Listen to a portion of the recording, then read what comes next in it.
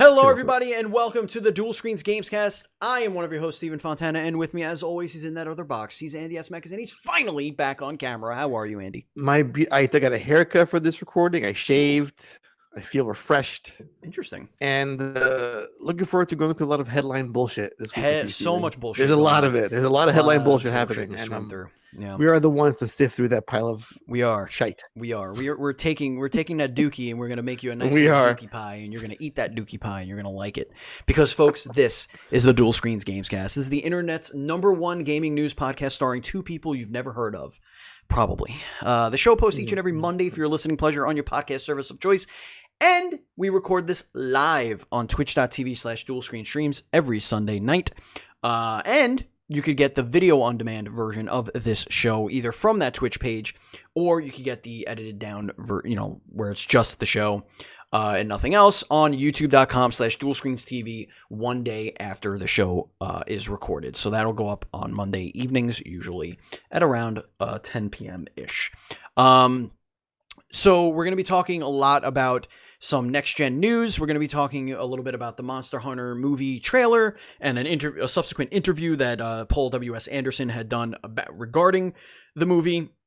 We're going to be talking about so many things going on. But first, let us tell you about what's coming up this week on Dual Screens. On this very channel, we have another show called the Dual Screens Podcast. If this is your first time listening, the Dual Screens Podcast is the internet's #1 indie developer interview show on the entire internet, probably. And we are actually interviewing Matthew Coate, Coate, right? Of Dead by Daylight. And we've interviewed him, I think, 3 times now.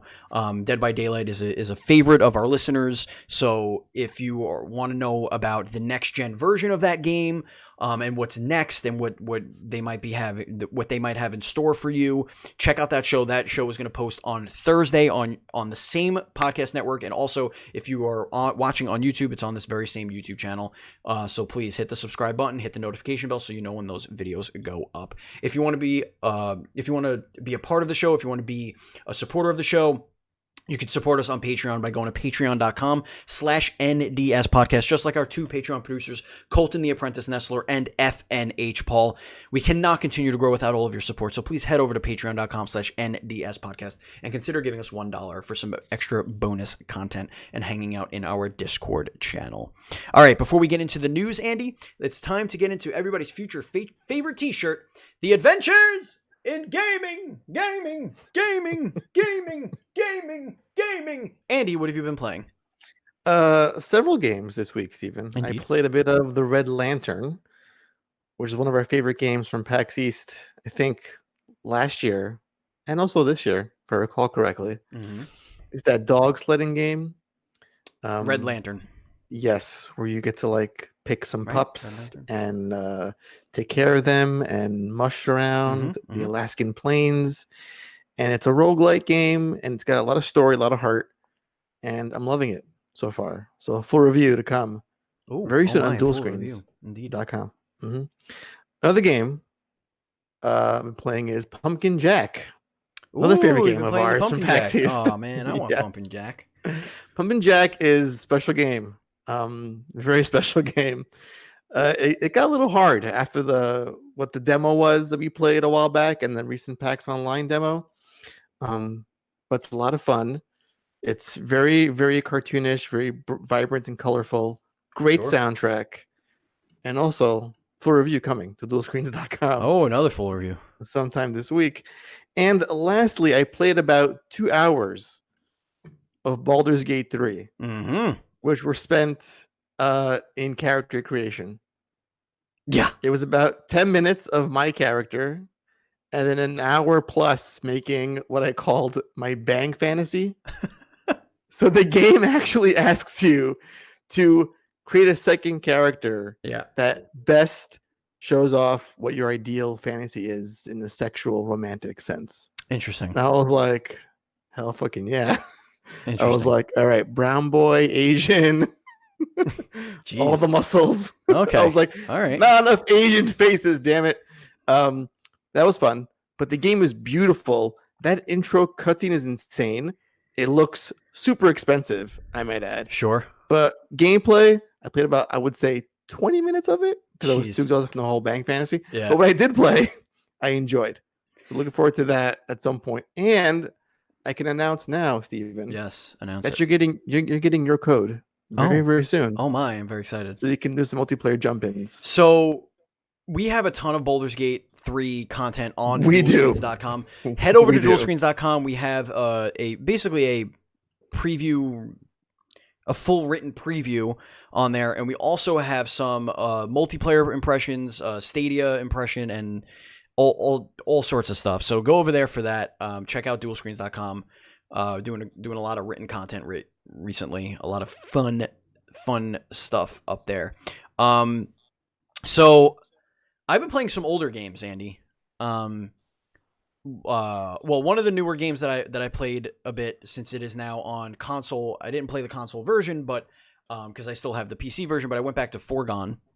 Wow! The game is wonderful. It's a blast from the past. The game is wonderful. It has some slight, I want to say, late game balancing issues that I think might get fixed as more people are playing late game stuff. But other than that, is that still early access or is it? No, it's out. Released? It's out now. It's out. Full, yeah, it's fully out now. Yeah, it's is it fully? I think it's fully out now. I'm pretty sure it is. But anyway, aside from the buff from the changes, yeah, it's. I mean, no full review, no review impressions, but like even from what I played in the early access, that is a game that you want to throw on your radar. It is really, really good. I think it's one of the better games out there. Then so I went back. This weekend was a nostalgic, not really nostalgic, like old nostalgia. It was playing the games that have been in my backlog and then playing something that I haven't played in many years weekend. And it started on Friday when I got involved in a Destiny 2 raid. Oh, look at you, Destiny 2. Destiny 2, which I did the whole cloud save thing, and my character is now on in the cloud for them. So I was playing the PC version with a PC group of friends, and we did the Leviathan raid. It took us about 4 hours. Dear God, it was. Yeah, I mean that's actually on the shorter end of these raids. Some of these raids could take 7-8 hours. That's an investment. So yeah, I did that. My opinion on Destiny still remains. It is a lot of bullshit, a ton of bullshit, like menus upon menus and quests upon quests, and this system interacts with this system, and then now there's limited time stuff for Halloween, and there's just shit everywhere to do in that game. Is it gonna suck you back in, you feel, or is it a one-time deal? It's too overwhelming for me to invest in a game like that. You have to open up some websites and really dig into what you should be doing and what builds work and what weapons work and what you should be hunting, what armor sets you should be hunting. To me, that's where Destiny loses me as a fan of action RPGs with loot, with the loot stuff. I like the I like the more random loot stuff. I like a Diablo style where it's not go and do this specific mission if you want to get a 10 or 1% chance of dropping this helmet so that you can complete this armor set. Like I don't like that. I'm more of a fan of do your run, increase the difficulty, see how far you can get, see what you can drop, see how your character could improve from there. The other thing I just don't like about Destiny is the skill trees. I think they're boring, and I think that they're way too small, and and the newer ones that when they add stuff to it, like subclasses, they lock them behind DLC paywall. So you're only have access to your 2 little skill trees per character, and it's like, okay, do you want to throw knives or do you want to shoot a big or cool handgun? Like, which one do you want to do? Or like, do you want to use a bow and arrow, or it's just, I don't know. To me, it leans too heavily on the shooter, the looter shooter stuff, where I really think they should make it more of an action RPG that just happens to be a shooter, like a Borderlands. Whatever itch you felt, just reserve it for when Godfall comes out in a couple of weeks. So yeah, but again, the number one thing that I will always give Destiny credit for is the shooting. It feels so good to shoot in that game. Well, it feels Bungie. I know, but it's just so much fun to shoot and kill things in that universe that like I could turn the game on, put on some podcasts, catch up on my podcast backlog, and just do patrols and not accomplish a damn thing in that game, but just shoot bad guys and maybe find cool items. But like that's where the fun stops for me. Like I don't want to do these dumb fucking nightfall this and you have to do it at 3 of these missions in a row and so that you could unlock the thing and then the powerful mask of Zumakalis. Like I just don't give a shit. Well, Steven, mask of Zumakalis is the ultimate item. I know. In Destiny. Anyway, and then I went into the backlog because my chat over at twitch.tv/batchild has finally donated enough bat points to get me to play Resident Evil 7. And I played almost 6 hours of it last night. Is that the entire game, more or less? Almost. I'm how long is that so game? They're saying I have a few hours left. I looked it up. Okay. If I think if I know what I'm doing, I could finish it in less than 2 hours. But I don't know what I'm doing. I'm going in blind. It's a completely blind run through. I don't know anything about the game. Literally, now, is it blind because you're covering your eyes the entire time while you're playing? Man, I'm super focused. Like when the adrenaline's going, dude, like my eyes don't blink. The scariest thing about playing that game is the chat fucking with me the entire time I'm playing the game. Because they spend their bits on like scaring the shit out of me with like sounds. Buzz Killington, whenever he comes into my chat for the first time, it plays like an entrance song and that scared the ever-loving shit out of me. The game, it's making me excited for Resident Evil 8. Because I like the way they did new mechanics as far as weapons and item searches and like you still have item inventory management, but it's a little bit more forgiving. I want to say, and like because you could combine things kind of right away, and I just think that they took like your classic formula and they really married it with a really cool first person perspective. It's a really focused game. And it kind of takes all the bullshit of what Resident Evil became throughout the years, and it's a very straightforward horror experience. It reminds me of Resident Evil 1. Yeah. And it reminded me of when I played like you could beat RE1 in like 3 hours. Right. But I remember staying up all night with my friends were sleeping over. I think it was my friends. It wasn't my cousins, it was my friends. Were sleeping over. And I mean, we played it all weekend until we beat it. Like they slept over. We didn't go to sleep. We played it until we beat it.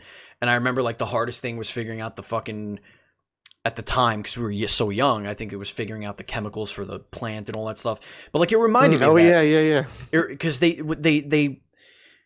what they do so wonderfully in the game is they string you along to the point where you don't want to really stop. Because there's always something happening. You're never wandering around like, where do I need to go? Do I need to do this? Except for my dumb brain where I forget what house I'm in.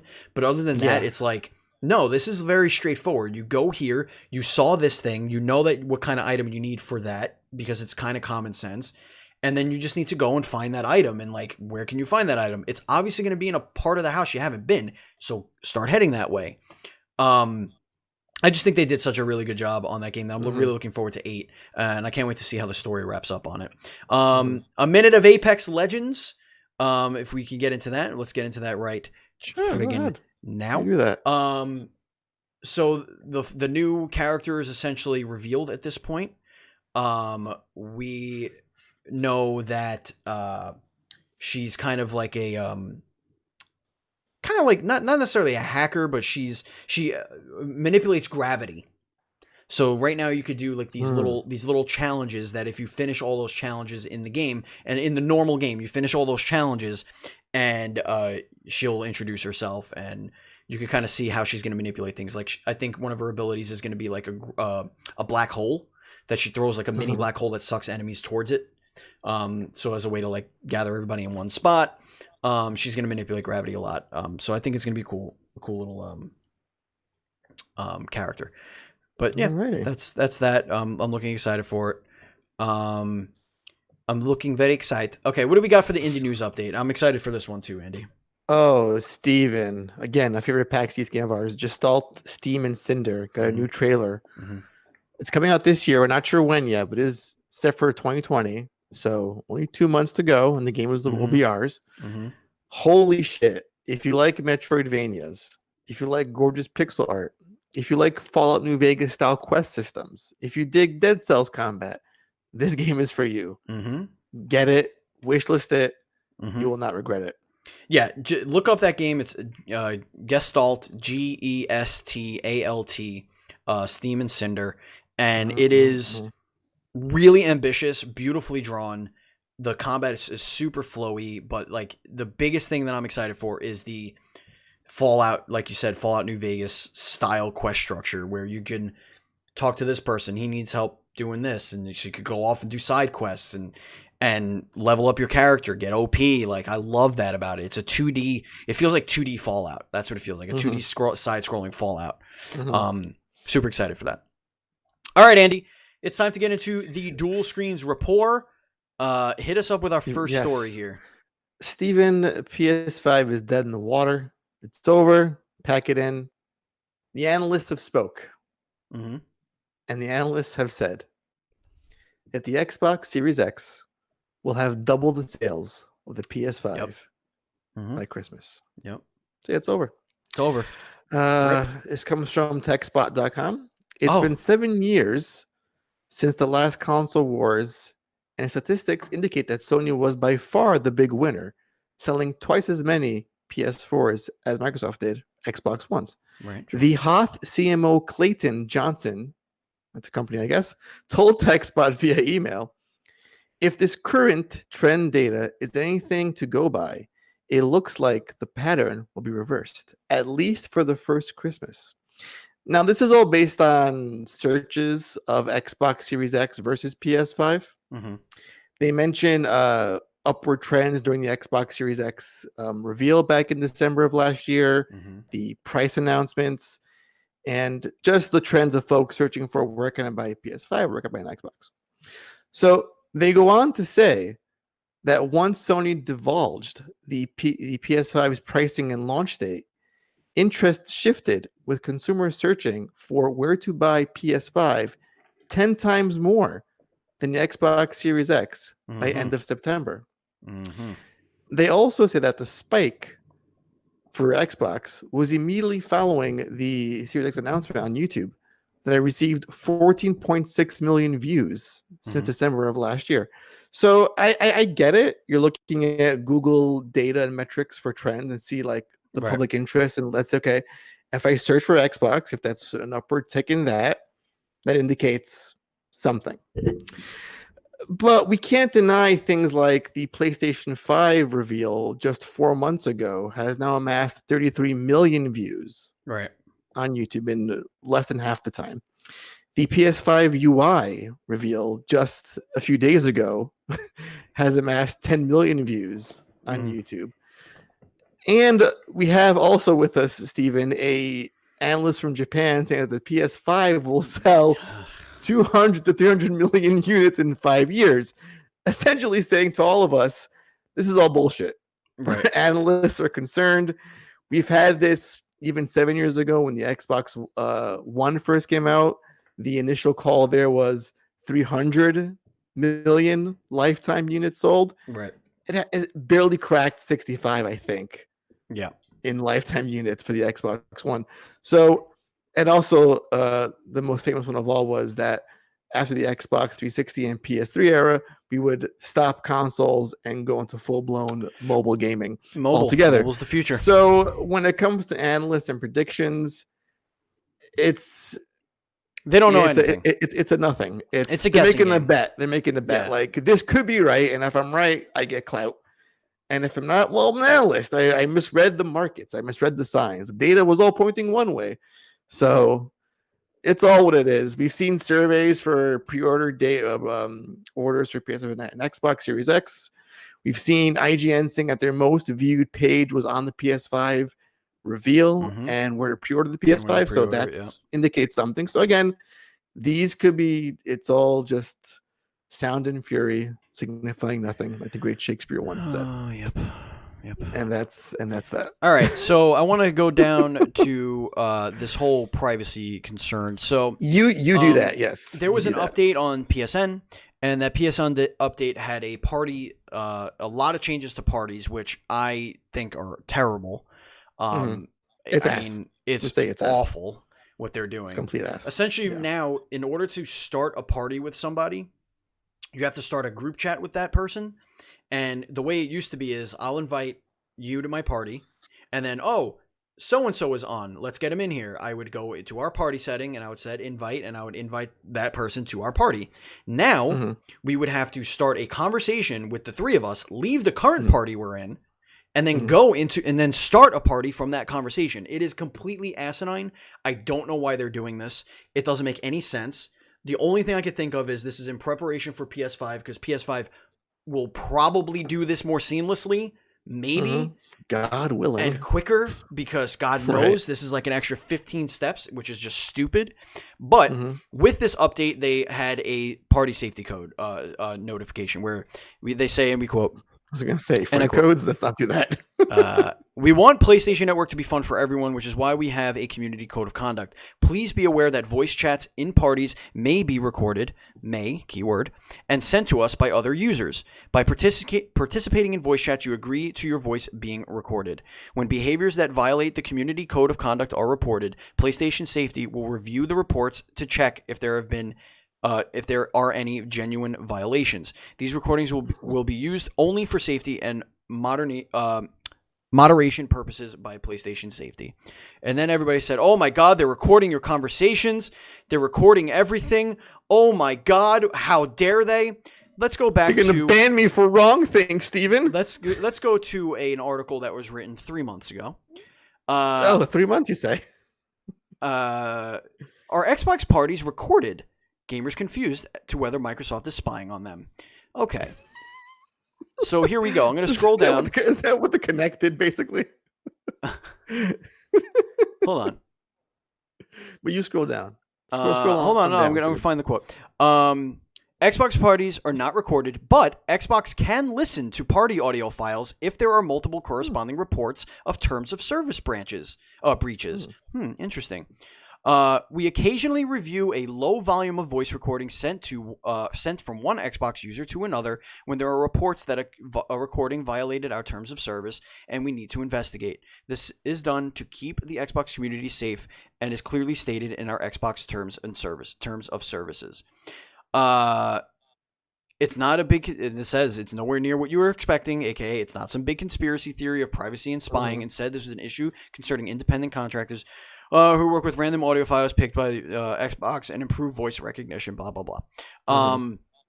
So this is not new. Everyone does this. And guess what? This device that is sitting next to me right now, my cell phone, which has GOOGLE enabled, is listening to every 15 seconds. It records 15 seconds, deletes, records 15 seconds. Why? So it could hear if I'm asking it questions. It does this. Alexa does the same thing. All these dumb little devices, they all do the same thing. Yes, it sucks because there's no better way of doing this. I don't know why. And it also sucks that online communities have to be shitty enough that we need to record what people are saying to us in them. But this is something that has been going around since the 360 days and PS3 days. Get over it. It's not an issue. It should not influence your purchasing decisions. Also, PlayStation came out and actually reiterated that they're not saving. Imagine them saving or actively listening or monitoring your conversations. 120 million people's conversations. Like, are you that dense that you would think that they're saving? Some people play games for like 8 hours. They're not saving that. They're not saving any of it. It's just like when you hit the share button. It recorded the last 15 minutes of your gameplay. It's the same thing, except it's going to record. There's an actual quote here we can read, Steven. Sure, please read it. This feature will not actively monitor or listen in on your conversations ever. Instead, the recording capability is reserved only for capturing audio to accompany reports of abuse or harassment. Right. So again, like you made a great analogy with the share button. It captures 15 to 40 seconds of your last conversation that you can tap into, that you can send to them for reporting, I guess, harassment or toxic language. Right. It's not someone they're like, all right, Steven is talking about. It's likely to be a local recording because play Resident Evil 7. Yeah, it's going to be a local recording because that's what the PlayStation does now. When it's looking at your gameplay, it's not in a cloud. Right. It's all saved remotely on your PlayStation. Right. If you look at your hard drive, all those files are there, and that's most likely. And you know what? I'm going to try and dig around for it because I'm sure there's going to be an article out there with somebody who broke down the back end or whatever and is going to be able to find where these files live on your hard drive.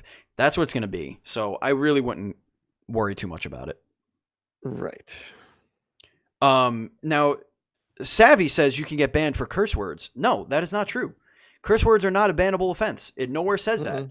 The only bannable offenses are when you are being racist, when you are being threatening, and when you're being overall abusive. So if you go in to somebody's chat and you start cursing them out, yeah, you could get banned for that. That has always been against terms of services. Always. If you, yeah. Anyway, whatever. I just love how this morphed into now it's the NSA. That's the comparison now. Right. Yeah. Anyway, no, you can't. You the only way you're getting banned for curse words. See, I don't understand. You can definitely get banned for curse words. No, you can't. You can't. I don't think you can get banned for saying fuck. You don't. If you're chatting with your friends and you start throwing F-bombs, you're not getting banned for that, you dolt. Yeah. This is for when you're if you're playing with a stranger and you start throwing the N-word around and they're like, this is ridiculous. And they just and they say report. That's what this is for. Yeah. Yeah. I don't think if you're saying shit or ass or dick or cunt or whatever, or cocksucker. Jesus Christ. I don't think. Yeah. People need to just chill a little bit. Let's calm down.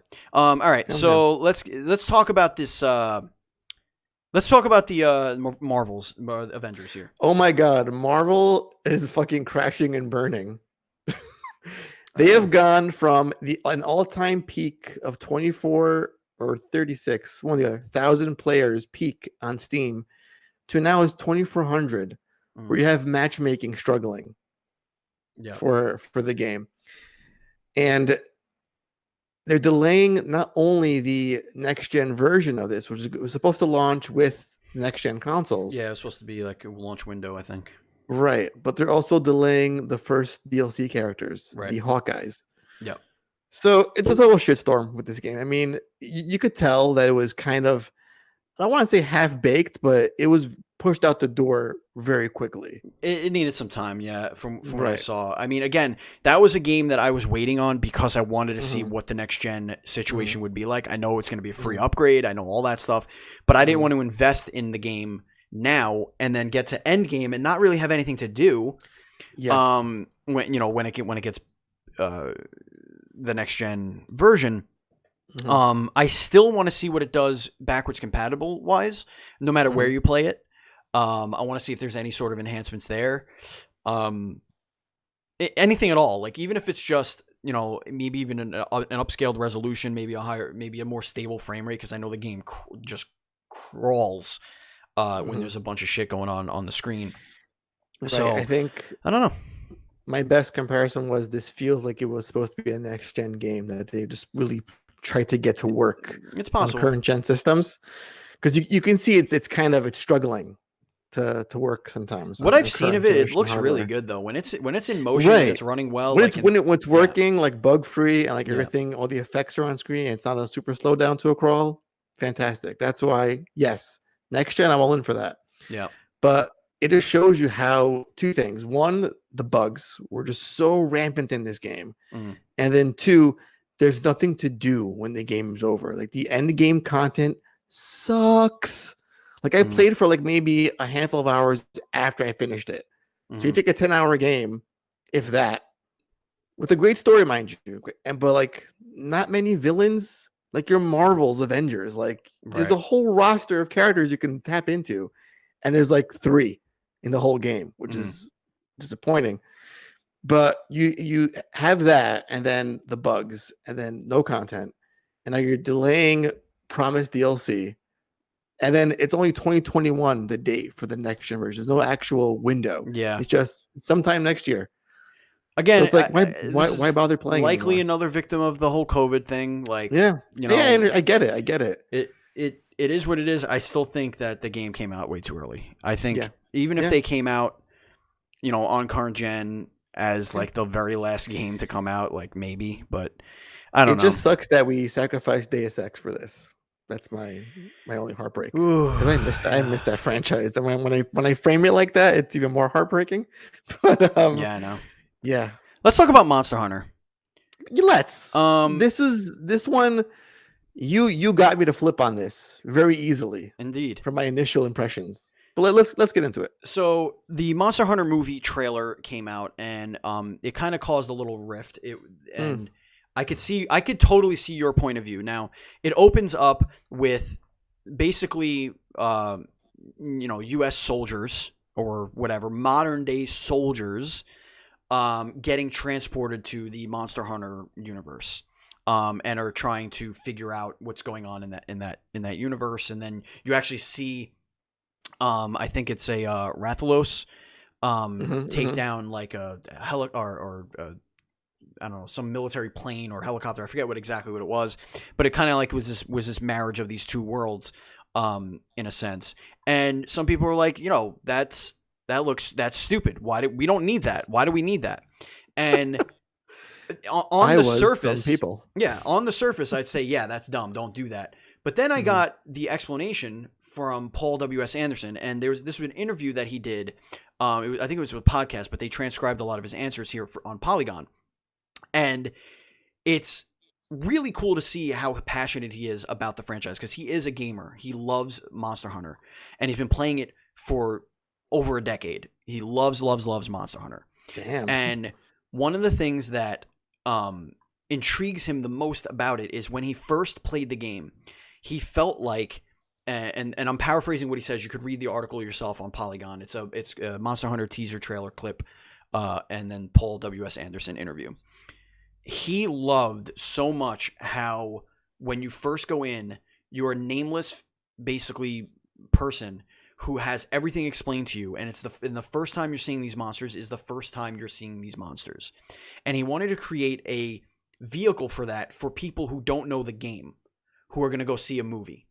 So his wife, who's playing, who's Mila Jovovich, who's playing the main character in the game, is a conduit for that.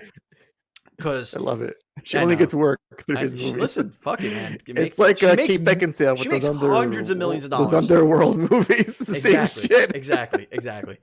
So you have this character who's coming from our universe and is being transported to this Monster Hunter universe so that she can be the conduit for the audience that doesn't know anything about the games. Like, here's this universe. She's going to be getting exposition as this movie's playing out in front of her.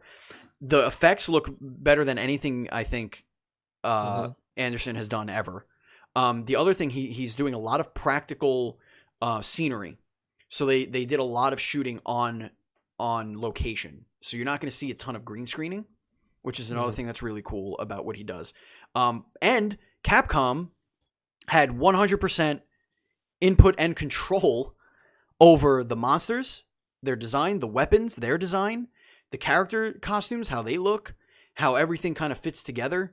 So everything that is in the Monster Hunter universe is going to be very faithful to what Capcom's vision is of the universe.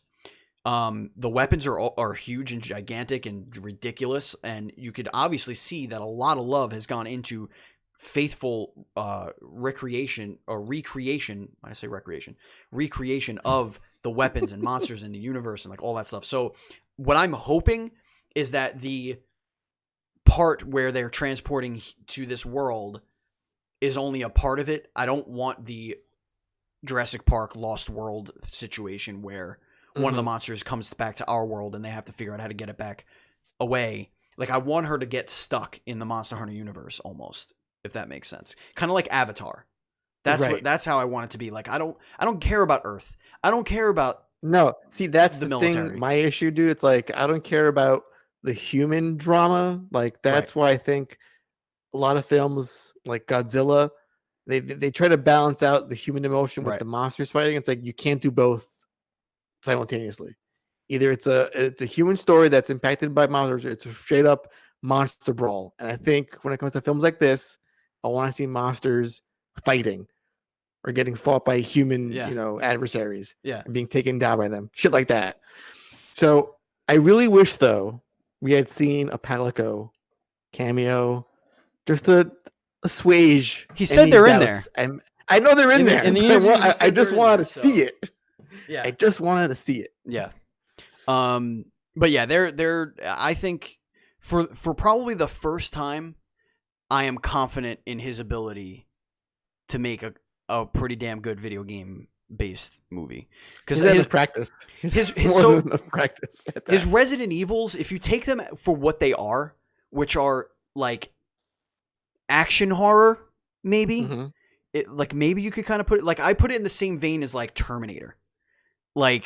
All right, or like any zombie apocalypse kind of film. It's like it's an action horror. Yeah, it's a good categorization of that. Yeah, it's got gore, some, but it's got plenty of action too.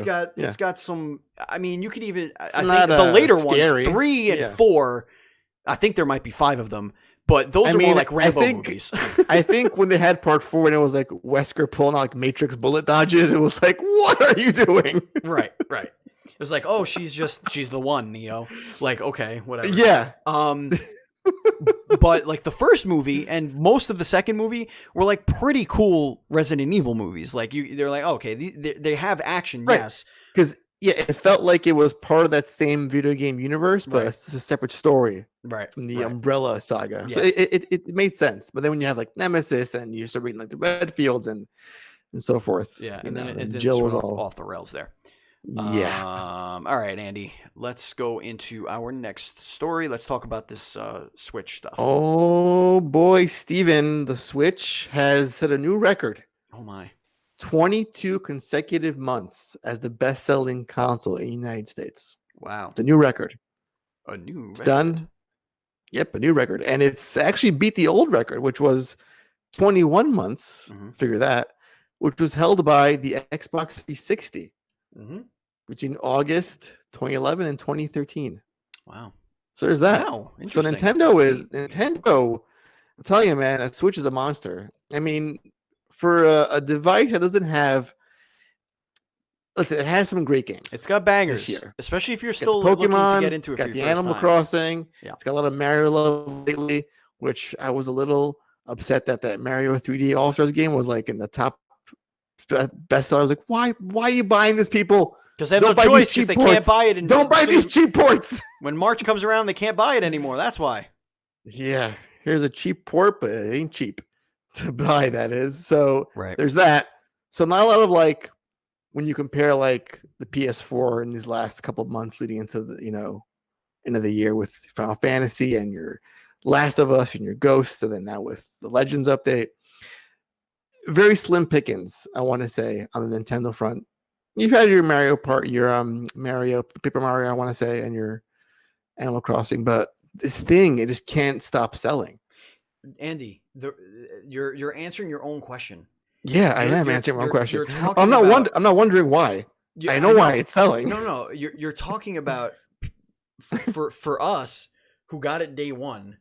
We're having less and less reasons to pick it up right now. Right, this is true. I understand that, but my God, if you're going out there and you're getting a Nintendo Switch for the first time, you have months and months of just bangers to play, bangers, except for Breath of the Wild, which we know is just trash. But listen, that Age of Calamity is going to right a lot of Breath of the Wild wrongs. I feel. I know. Before part 2, that game looks really good. I'm down. I'm down for that. Good. I'm down for that. But no, Breath of the Wild obviously is a banger. It's just not. I didn't fall in love with it like most. But yeah, I mean, it's got an incredible catalog right now. Like, it's in a little bit of a drought, but like we're in the middle of COVID. It was probably going to be a down year anyway, but now it looks even worse because the things that were going to come out, kick down the road a little bit more. So I mean, come on. Luigi's It's really Mansion funny 3, how like we're getting some right. really cool games. It's really funny how Animal Crossing became like the casual, what the Wii was as a system to people who weren't really gamers. Mm-hmm. That is now what Animal Crossing is. I have friends who don't game, but they see like videos and memes and they buy a Switch Lite and they just buy Animal Crossing. And that's all they have. That's all they'll need. My brother told me today that he is going to get two Switch for Mario Kart Live. Interesting. Oh my god. He wants to play Mario Kart Live with his daughter. Which, by the way, I read that you can take outside. It's not advised that you do that. Mm-hmm. Possible, but you shouldn't. If I had the room, I would get one, but I don't have the room. All right, so let's get into this PS5 UI reveal. Oh yes, let's do some of that. Trending #1 for like days, I felt. So I was listening to on YouTube. I forget what the name of the NG Plus, I think it's called, podcast. It's like a Twitch show that IGN does. I think it's called NG Plus, and it's basically like a small half-an-hour news podcast that they do on Twitch. And they were talking about how Sony hasn't shown the UI. They haven't shown all that stuff, and they were like, half of them were saying, I don't want to know. I don't want to see that. I want to be surprised when I open up my PlayStation, plug it in for the first time, and I get to see everything. Fair enough. And then another person was like, no, I want to see it. Like, give us more. And then the last thing, and it was Max Scoville. The last thing he said was, watch, tomorrow they're going to show us the UI. And that's exactly what happened. Then the very next day, I saw it and I was like, that is some pretty wild shit. Nailed it. Anyway, that's a little side story. So we got a deep dive into, not as deep as I would have liked. No, it was kind of like surface level stuff, I feel. Yeah, I guess you could say that. Yeah, it was more like here's a preview, brief overview. Right. Yeah. And then they promised to go into things a little bit more in detail, which they're running out of fucking time. So it's fucking 3 weeks to feel. They said the 26th, 4 weeks. When is it? The 26th or 27th, 29th, something like that. They said they're going to do another one of these. So so they showed us essentially some really cool features where you could do picture-in-picture. Like if your friends are playing a game, they could invite you to watch them play. You click it and you could watch their whatever they're playing. Watch it in your screen. You can watch that. These have kind of been features that were introduced in the beginning of this current generation with Xbox One, and they kind of just petered out. Nobody really wanted to do them. But now with the solid state drive and just a better GPU, maybe beefier consoles, maybe it's going to work a little bit better, that people will take advantage of it. But one of the things that I really liked is you can look at your progression on missions and trophies. So your trophies or your mission will say you're 60, as you can see from if you're looking at the blog post or the video, it'll say you're this level, you're 33% through, and it said you have about 10 minutes left. And if you're stuck, you could hit a hint and you could click, and it'll take that video, just like Stadia was doing, where you look at a YouTube video and you could like move it around, whatever. It'll play it, and you can just kind of get a hint on how to get past the thing or complete the thing or find the collectible that you're missing for that trophy that you're missing. Really cool stuff. The main thing that I'm excited about before I kick it over to you is that I feel like what this gen seems to be doing as far as this goes is it's getting you out of your phone or computer. And I really like that, because that's my least favorite thing, is sitting there and having to be like, I'm stuck. Let me look at this video. And then I put the thing up. And I'm watching it and I'm trying to follow along. Like if I could just hit a button and go, I'm stuck here, boom, what do I do? And it's right there and I could still play and follow along. I think that's awesome. One of the greatest features I think this gen that is sorely underutilized is the share my controller feature. Yeah. Like if you and I were playing games, like not even together, and I go, hey, I'm stuck on this Resident Evil 7 boss. Help me out. Share my controller. You could take over my controller and beat the boss for me. That's something we can do now. I can't wait to see what this kind of thing is going to work on next gen consoles, because you got to assume that PlayStation's not the only one doing this. I'm sure Xbox has a similar feature that we just don't know about just yet. But what are your thoughts on this? Well, I love the whole thing. Looks so slick to me. I love the whole card system they got going on. It looked really nice. I think one thing a lot of folks didn't really catch was when they were playing Sackboy and then going into a match of Destruction All-Stars, you weren't asked to suspend your gameplay or shut down the app for Sackboy. Yeah, that's that instant. So that I think kind of hints towards a quick resume of in some capacity. Well, they said they already confirmed for the that. PS5. They did confirm that, but I don't know how many titles. Right, that's Xbox still has up in the air. Confirmed 5 titles. Right. So I was really really for sure 5 games. 5. Wow. Yep. Okay, I'm into that. Not bad. The picture-in-picture thing got to me the more I thought about it, and I'll tell you why. Imagine you and I both playing Demon's Souls at the same time. We're playing, and we're in a party chat, just chit-chatting, playing the game. We both get to a boss. You go picture-in-picture, and we say, all right, let's see who beats the boss first. Winner gets the blowjob. Oh my! Like adding that meta game to it, I feel is going to be pretty fun. One of the things I think is really cool about this is for streaming, because if I'm playing a game and I'm playing with you, like multiplayer, you don't have to be streaming or capturing your video anymore. I could put you as a picture-in-picture. We could do Tuesdays with Andy and Steve, and just play together.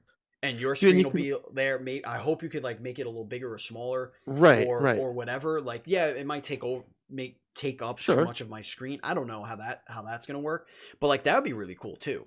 And I hope that they give us the ability to, if you're using, I don't know what this is gonna look like, but imagine the ability that maybe down the line where you can do a multiple screen situation where maybe I want to put your picture on my phone, or maybe I want to put your PNP on the PlayStation app on my computer or something like that, so I can watch you on my computer, and maybe I could actually capture that and resize it how I want to for a stream.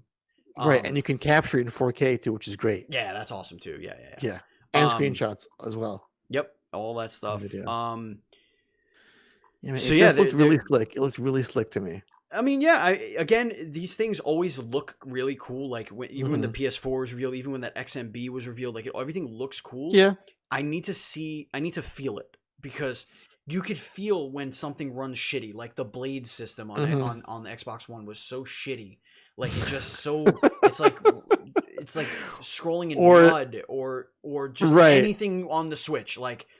I hate the UI of the Switch too. I mean, it's simple. I guess the games are right there, but it's just so ugly to look at. That's what I want to get my hands on it, and I'm very excited to be able to do that very soon. Oh boy, very soon. Very, very soon. Very, very soon. All right. So our final little article here was an interview with Phil Spencer. Yes. And this is all about the future of Bethesda games. And their publishing and where they're going to go and all that fun stuff.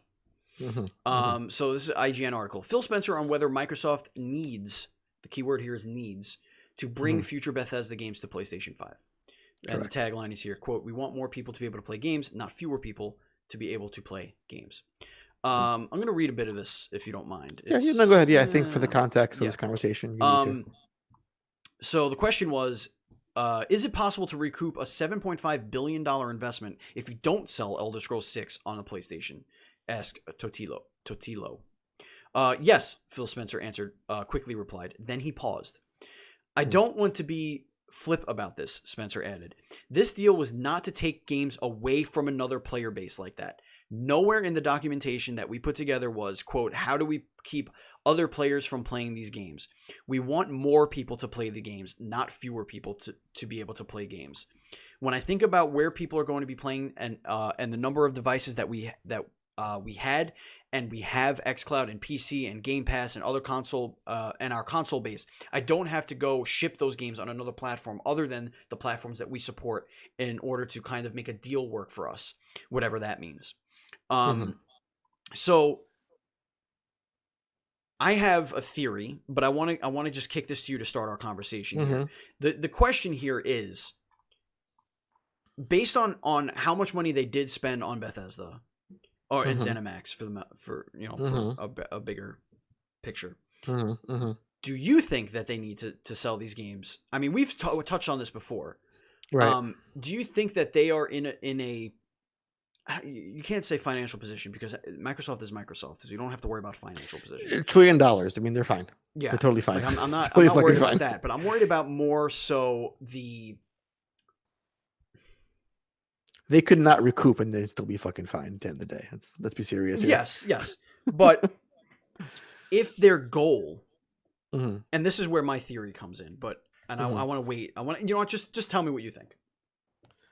So if they can recoup this, if it wasn't on PlayStation, is that the question you're posing me right now? I guess that's the question. Like, how would you, if you don't sell these games on PlayStation? If you don't sell, Switch, well, here's the thing. This isn't like a comparison to Sony where you say they're gatekeeping their games. Let's say a Last of Us 2, and if it were on other systems, wouldn't it sell more? Ergo, by having it on one console, you are leaving money on the table, so to speak. Right. In this instance, you have decades-long multi-platform series that could now potentially be locked into one ecosystem. Right. Now, do I think that they need to have it on PlayStation to recoup their investment? I don't think so. Will they recoup it faster? Hell yes. Most definitely.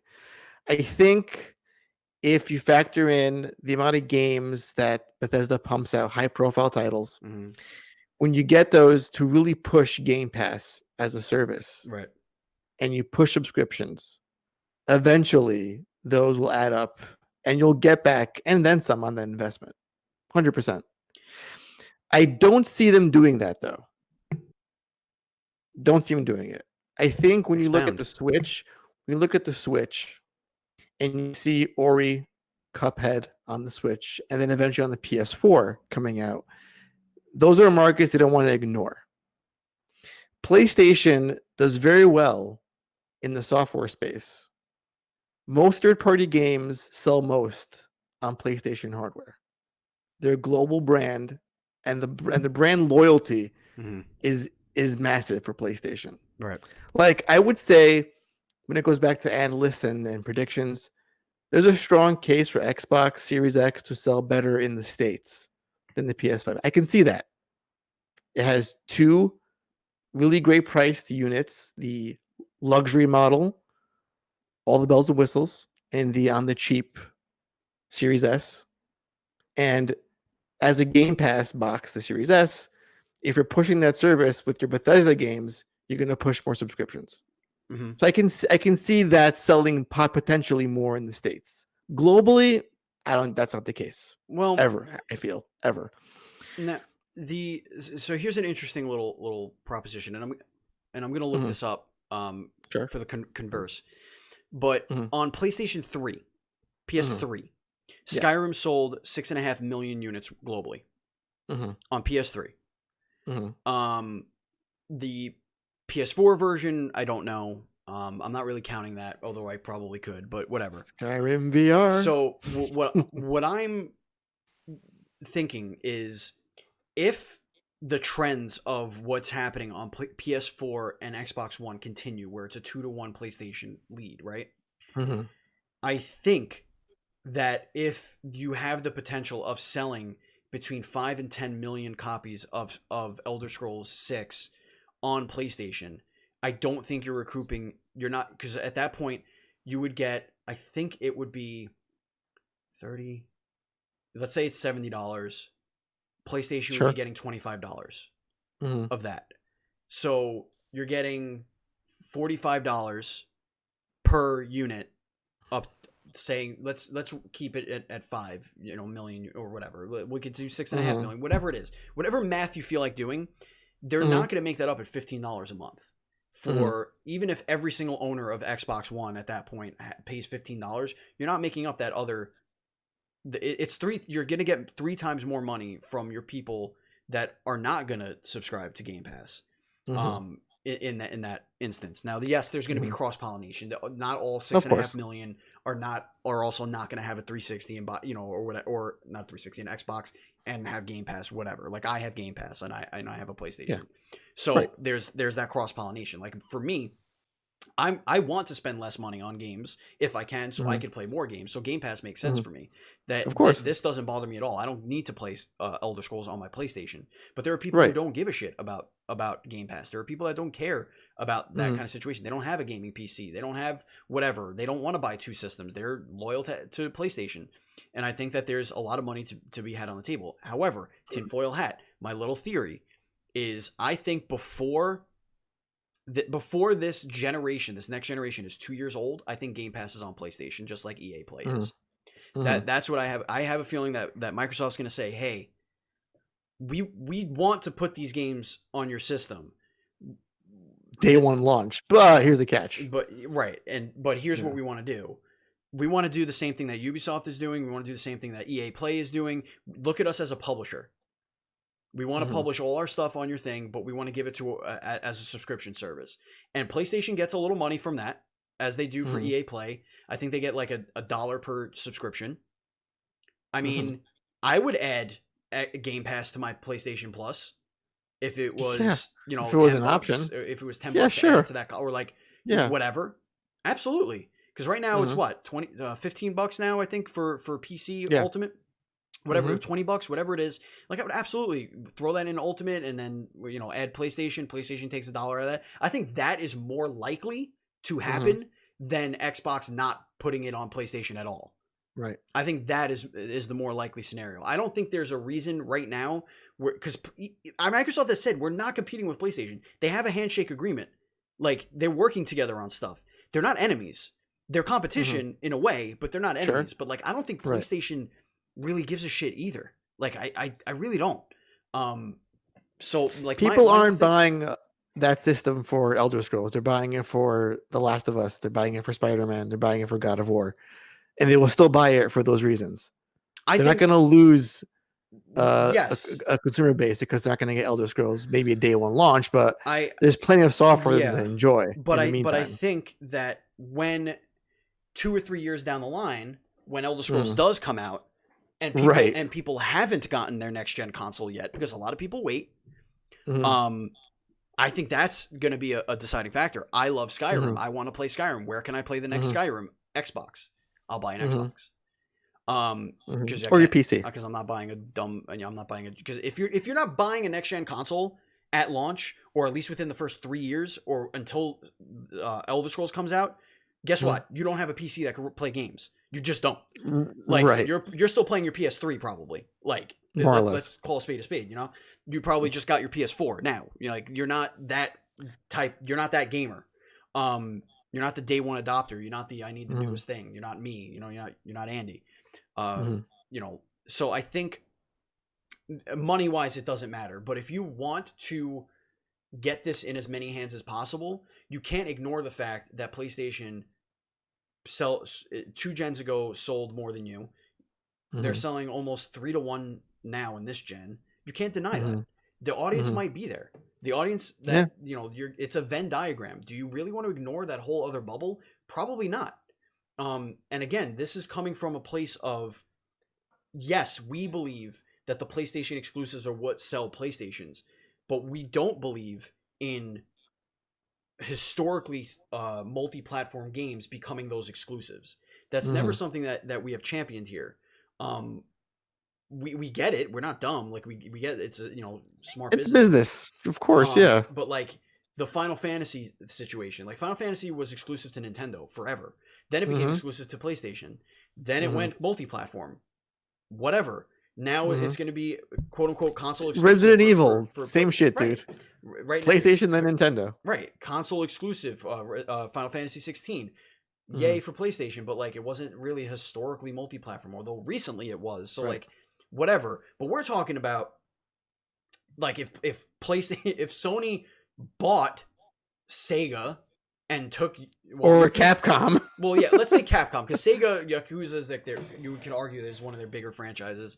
Right. But if they did take Capcom and took Street Fighter away from other gamers, like we would be like, don't fucking do that. Why are you doing that? And they probably wouldn't do that. They would probably you had the Street Fighter V argument where Sony had a hand in funding that game. In that instance, sure, if you're paying for that game to be made in some capacity, and you want to lock down your system plus PC, that's also a fair play too. I want to say, as well. Mm-hmm. Yeah, but also when you have to factor in, Steven, that Prey underperformed, Wolfenstein underperformed, even Doom underperformed sales wise. Mm-hmm. Fallout 76 was garbage, a flop, a total failure. So I think to most people, if I were to tell them, hey, spend $15 a month and you can get the Bethesda catalog on your Xbox, as opposed to paying close to $80 for one game, you're going to see a huge uptick when those games come out in Game Pass subscriptions. It's a long game, I think, right, for Microsoft with this path they've chosen. But again, let's say they make half that money back. It's a drop in the bucket for Microsoft anyway, so who gives a shit? I just think no one can bitch about when you have a generation where people were saying that Xbox had no games, and now we're pondering over, oh, you're gonna gatekeep those games from us now, Xbox? Well, they have the right to if they wanted to, right? And you gotta eat it at the end of the day, plain and simple, right? I want to get to the chat because, of course, our resident Buzz Killington is spreading misinformation. I'm sure he's going off. I'm sure he's losing it right now. He says, "LOL, you say that, but Sony literally made Final Fantasy 16 exclusive." What we're saying is that kind of sucks. That it would not be, but it's still going to be on PC, obviously. And historically, from the PlayStation 1 era all the way through up until mid 360 era, Final Fantasy 7, 8, 9. 10, mm-hmm. 12 were all PlayStation exclusive until they made Final Fantasy 11 available on 360 because that was an MMO, and they made it available on PlayStation and 360 and PC. And 13. And then 13. And then 13 came out. They did all those multi-platform, and then 12 came out on other platforms after that. And then 15 came out and went to other platforms. Now they're reverting back to the way they did it for the 7 years prior to that. And they didn't buy Square to do it. Right. That's a very different argument. They didn't go and say, "Well, fuck you, we're buying you." We're gonna buy Square Enix, and you're never gonna get any other game. They're buying an exclusivity like Kingdom Hearts is gonna be on the PlayStation, which was a PlayStation franchise, which was a PlayStation exclusive as well, right? Right. And then when 3 came out, they came out with the other games. Well, it was a PlayStation exclusive, but also like they had all the Nintendo games too. They had all those handheld games. Another thing he said, Buzz, of course, is getting into the whole PlayStation 5 is not launching with any exclusives, which is incorrect. It's just incorrect. It's just not even. Pretty sure Demon Souls and Destruction All Stars are 2 next-gen only games on PlayStation 5. And he calls Miles Morales an expansion, which again, for the 1 millionth time, that's also not true. That's also not true. An expansion. Confirmed, not an expansion. It is a full video game. So again, knock it off. And he's calling it's a PlayStation 4 game. You could say that. That's fair. You could play it on your PlayStation 4 if you want. It is. Great. Go ahead. Yeah. Literally every Xbox game that you could play, you could play on your Xbox One. You don't need a Series X. So again, it's okay to be wrong. It's okay to be wrong, but eventually you just got to eat it. You know what I mean? Okay, so before we get into, we want to throw the floor to you guys. Any mailbag questions? We're gonna talk about actually, Andy, why don't you take us into the hype zone while I bring up the Facebook question of the week? I think that this I had it tailor made just for you, but I can go into it if you'd like. All right, let me see. You're gonna tailor it to me. Let's do this. Okay, hold on. This is I built this entirely for you. It's a game that you love. And I don't want to talk right now. You bring it into us. Go ahead. All right, guys. I know we all love Spider-Man. He's a great character. I think he's a at this point confirmed system seller for Sony. But I think this latest update to Miles Morales is really going to push the console sales. Now we discussed about predicting 300 million PS5 sold in 5 years as being horseshit. Double that now. But I think when you have this bit of news, you can safely double that estimation. Absolutely double it. And that is Spider-Cat. Spider-Cat. is real. He is here, and he will fight alongside you in crime. This is it, Steven. Bringing them claws of fury. So he's got a Spider-Man mask. What more do you want? So, couple of things. It's Goose. Yes, tell me. The first thing is it is one of those. It's one of those alien cats from the Marvel universe. This is also Jones from Alien. A fun fact for you there. So that's number one. Number two, I think the best part about this is that it's a bodega cat. Yes. Which you can't get more Brooklyn than a fucking bodega cat. It's a very unique New York thing, especially like Queens and Brooklyn. Like bodegas are like, well, I guess Manhattan too, but sure. I would say more. It's a New York. It's a New York thing. It's a New York thing, right? But like that's like a thing. They keep cats in their stores to like kill the mice and like just hang out with customers. It's great. So yeah, we have Spider Cat gonna be in here, gonna punch bad guys with you, gonna do super moves with you. It's pretty cool. All right, let's get into the Facebook question of the week, which was, and this was from a friend of the show, MC Fixer on Twitch. He put on his Twitter this question, and I thought it would be a great question. What is the first game you're gonna pop into your next gen system? So you get it on day one, you have your next gen system. What's the first game you're putting in there? And we answered this. We answered our questions last week. You said Demon Souls. I said it's probably going to be Apex Legends and Spider-Man. Correct. So Matt Murray says definitely Spider-Man, followed by endless Cyberpunk. To which I replied that Cyberpunk, the next gen version, is delayed, so it's not going to be the next gen version. He said he's just going to play the backwards compatible version. Perfect. No problem. Fair enough. Christopher Sawchuk says Dan Aykroyd's platforming adventure. I have high hopes for this classic Commodore 64 game getting a remake. Great. Nate McInerney says, I'll play Astrobot first while I wait for games to download, probably Bugsnax and Spider-Man. I don't think Bugsnax is a launch game. It is. It is? Oh, yeah, you're right. It's a launch game. Yes, it's a third-party exclusive launch game. That's right. Simon Holmes says Demon Souls, although he is also getting Miles Morales and Bugsnax. Nice. Zach Riley, a.k.a. Buzz Killington, says, imagine putting a disc into a next-gen console. You're an idiot.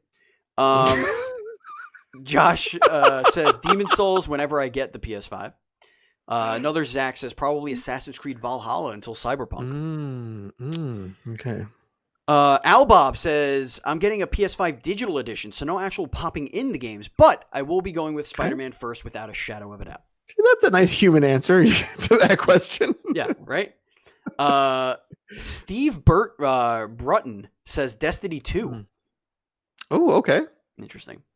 Thorn, our own DualScreens.com's own Thorn Stone says Demon Souls 4K.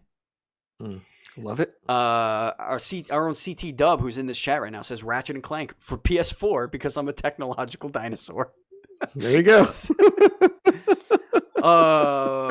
Mark Starvagi says Miles Morales, no question. And then Kelsey says Bugsnax. Man, that Bugsnax hype! I'm telling you right now, dude. Ooh. That's gonna be the sleeper hit. Bugsnax, I think, of the year. Watch those sales, guys. I'm telling you right fucking now, that game. Yeah. That's gonna break fucking records. I shit you not. Ooh, Bugsnax. Talking about Bugsnax. Talking about. Oh, and Mikey Kirsch in the chat. Yes. Imagine getting a next gen console to play Destiny. Okay, here we go. CT Dub says, "Oh no, this is in response to Buzz Killington because, of course, Buzz Killington is starting shit with somebody he doesn't know." I'm talking about PS exclusives, general like Ratchet and Clank and Uncharted, which I haven't played on PS4 yet because I haven't had a chance to buy one yet. So even though the Xbox Series S end up being similar financing, overall, I still want to get a PS4 first because of the exclusives. It's a good deal. It's a good deal, indeed. So yeah, that's yeah. All right. I think that's going to do it for the mailbag. There's no other question. Unless chat, if you have questions, please throw them in the chat right now. It's no problem. Yeah, if I use some channel points to redeem some stories, by all means. Now is the chance. Again, if you want to watch the show live, go to twitch.tv/dualscreenstreams. If you're watching this on YouTube or if you're listening to the audio version, we do like to interact with the chat a little bit, especially at the end of the show. So please feel free to do that. If you want to follow us on social media, we are at NDS Podcast. I'm at BatChild27 on Instagram and Twitter, and Andy's at Pants Guy. If you want to join our Facebook group where we post the question of the day, question of the week, which I'm going to post right now, is facebook.com/groups/DS podcasts. So what do we want the question? Andy, I want you to get. What do you want the question of the week to be? Oh, no. I'm so unprepared. Oh, you know what? It's almost end of the month. Halloween's upon us. Indeed. What is your favorite scary game? Where's your favorite horror game? Okay. That's what I want to know. Okay. We're going to put a little background on this thing. We're going to put, let's see if we could get some scary stuff. Maybe a spooky skeleton. Oh, there we go. Some spooky, scary skeletons. Eyeballs. All right, there we go. Question of the week is posted. Let's go to the chat real quick. See what anybody has anything here. All right, Buzz Killington here. Oh, Buzz Killington wants to talk about how Miles Morales is now wearing Adidas instead of Jordans. Who gives a shit? Next story. Literally, who gives a shit? Like, I could not care any less. We're not living in slow news. It's not slow news day, Polygon. Things happened in the world. He could be wearing Fila. I don't care. He's wearing a fucking pair of Pumas for all I give a shit, Steven. That wouldn't bother me. Sneakerheads worldwide care. Again, sneakerheads I will never understand. I'll never get it.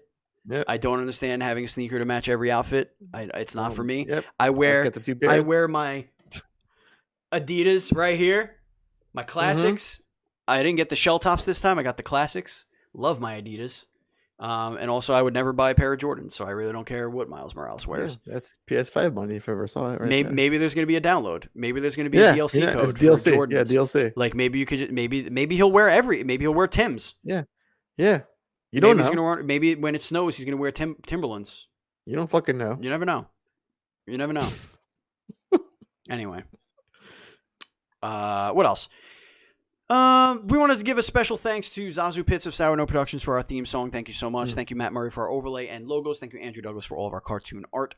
Andy, before we get out of here, is there anything you want to tell the kids? I don't know, man. I feel like it was a great episode.